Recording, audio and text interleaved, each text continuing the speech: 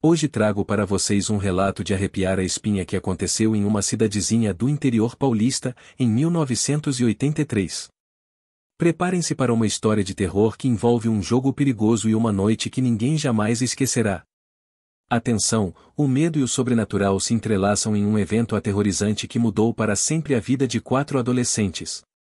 Fiquem atentos e não percam nenhum detalhe dessa narrativa sombria. Eu sou o Pedro, e hoje eu quero compartilhar uma experiência que vivi quando tinha 16 anos.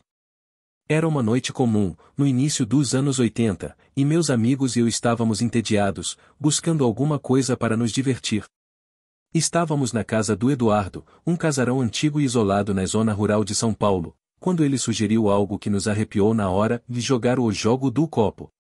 Mesmo com receio, todos concordamos.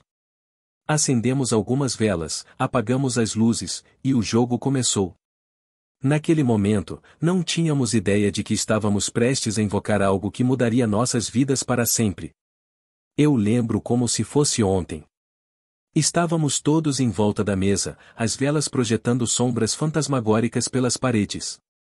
As mãos tremiam enquanto colocávamos o dedo sobre o copo de vidro no centro do tabuleiro improvisado.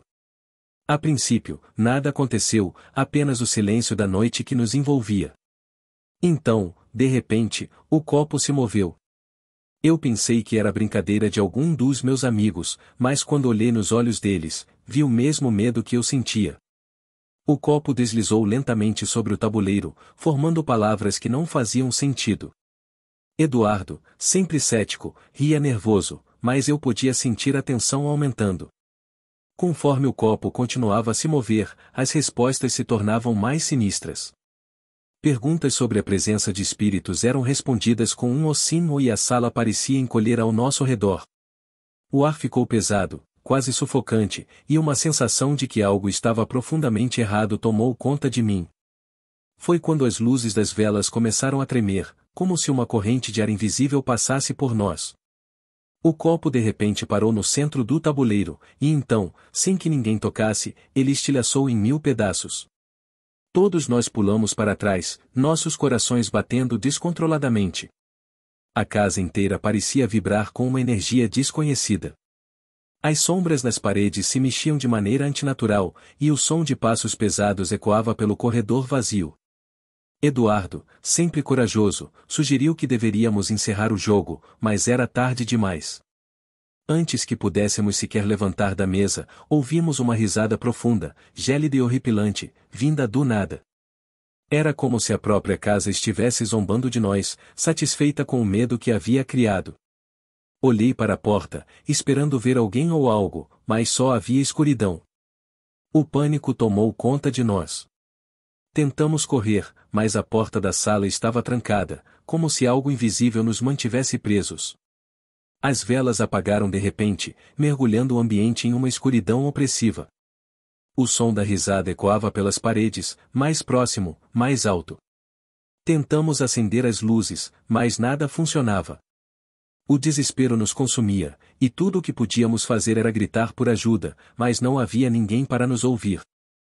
Sentimos a presença de algo maligno, como se estivesse à espreita, pronto para nos atacar.